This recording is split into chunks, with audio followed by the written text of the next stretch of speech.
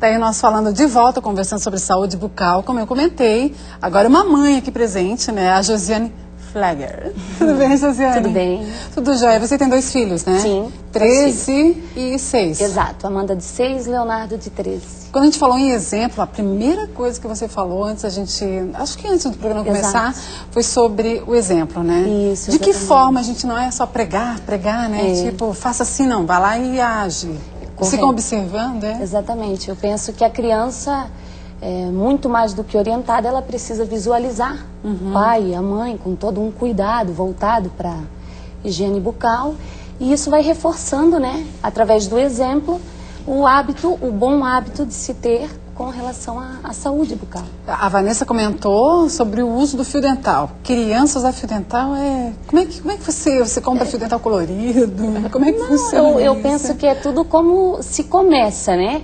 A partir do momento que você introduz para a criança uma orientação, mesmo que na linguagem dela, mas da necessidade daquilo, a princípio brincando, e daqui a pouco ela vai visualizando você e oportunizando ela também a fazer a mesma coisa. E ter o acompanhamento, a orientação com o dentista. Exato, também desde criança, né? exato, A Amanda tem parceria. 6 anos, mas já faz um bom tempo que ela sempre vai no consultório, e daí tá já cria aquele já está ambientado com a questão da saúde, perguntando, tá escovando direitinho o dente, depois a mãe em casa reforça. Sabe por que eu pergunto? Porque você respondeu isso. Chega lá na fase adulta, né? O Fábio, por exemplo, fazer um gancho aqui. Um adulto tem que usar o fio dental e não é do hábito dele, entendeu? Quer dizer, você tem que usar essa psicologia toda para uma pessoa adulta já. É complicado. Como é que difícil. funciona? A mudança de hábito é uma das fases do tratamento mais difíceis. Né? Então, se cobrar isso do adulto, né, muitas vezes você consegue na insistência da consulta, da rotina, da frequência no consultório, né, mas é mais difícil. Na criança você consegue com muito mais... Elas se adaptam, né? Exato, porque ela está construindo tudo, ela né? tendo exemplo, usando, brincando, o pai orientando, a mãe orientando, vendo usar também, isso é muito importante. Tu trabalha a questão de família, quando você vai fazer tipo um implante num determinado paciente, mas aí você trabalha, como é que funciona isso? É isolado? Vai marido sozinho, esposa sozinha, ou tem uma integração na família? Geralmente esses procedimentos cirúrgicos, né, ele exige um acompanhante, né, até para o pós-cirúrgico. Sim, sim. Mas como é no adulto, né, geralmente vai o esposo, vai um filho, ou a esposa acompanha junto o procedimento. Mas se estende, às vezes, uma orientação para o parceiro também? É para a família toda, sempre a orientação para a família. Olha, é assim, assado. Né? Você tem que mudar muitas coisas, às vezes. Porque a família lá, o parceiro, a parceira tá cobrando também em casa, né? Termina aquele momento ali do consultório, a rotina diária tem que ter alguém cobrando também, que a gente fala em saúde participando bucal. do tratamento. Né? No caso que a apneia incomoda um relacionamento, imagina, muitas situações vêm à tona, você acaba tendo dentro do teu consultório uma questão psicológica, né? Acaba fazendo uma terapia de casal por causa de uma noite mal dormida. Quando você tem um paciente lá que ronca, né, a gente pede para traz a esposa junto. Então é muito mais fácil você conversar olhando para ela, porque ela vai cobrar do paciente depois. Ou seja, né? se estava em dúvida de fazer algum tipo de tratamento... Ela é a maior colaboradora do tratamento, é o cônjuge. E a gente comentar como é que é, Vanessa? Não, eu ia falar da interação familiar, que é interessante, que muitos pacientes contam que, por exemplo, se você xinga a mãe ou o pai, que você não está cuidando aqui ou aqui, geralmente no outro dia eles estão tomando café, um comenta com o outro, e daí um já fala e já chama a atenção, você também tem que cuidar.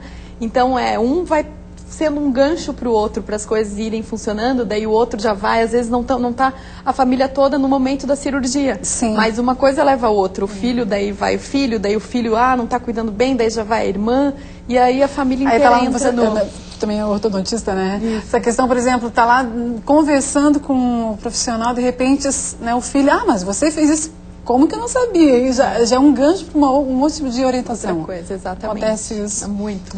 Mostra pra gente ali essas escovinhas especiais. Ela vem munida de escovas. Por exemplo, um bebê, a gente comentou na gestação, já tem todo um cuidado com a gestante, né? De absorção de muito açúcar, aquela coisa toda. Mas nasceu o bebê, nós temos aquela... os cuidados variam um pouco. E é uma dúvida muito comum dos pacientes, né? Que escova usar, que pasta usar. Então, geralmente, quando o neném nasce, que não tem dentinho, já é importante a mãe, com uma gazezinha umedecida, já tirar aquele restinho de leite, né? Porque geralmente tem açúcar, tudo para a criança também se acostumar com o toque, com alguma coisa invadindo a boca, porque a boca é uma coisa muito íntima. Certo. Então, no iniciozinho não tem dente, usa uma gazezinha umedecida ou até a fralda umedecida. Porque fica ali na gengiva, aquele leite, né? Fica aquela gozinha. Mas adiante do chocolate, essas bolachas, E aí vai depois crescer. começou a nascer os primeiros dentinhos. Geralmente são os da frente, embaixo e depois em cima. Aí você começa a usar uma dedeira de silicone. Tá. Né? Então ela é bem flexível, não machuca, é bem molezinha. E daí você vai ali, vai tirar a sujeirinha, já vai acostumar. Geralmente a cada mamada ou... É de preferência, principalmente à noite antes de dormir. Porque a boca vai ficar parada por 10 horas, às vezes, com aquele leite fermentando na boca. Então é bem importante usar a dedeira sem pasta. Sem pasta. Depois os dentinhos da frente nasceram. Aí vai ser a vez de vir os dentes de trás, de eles nascerem.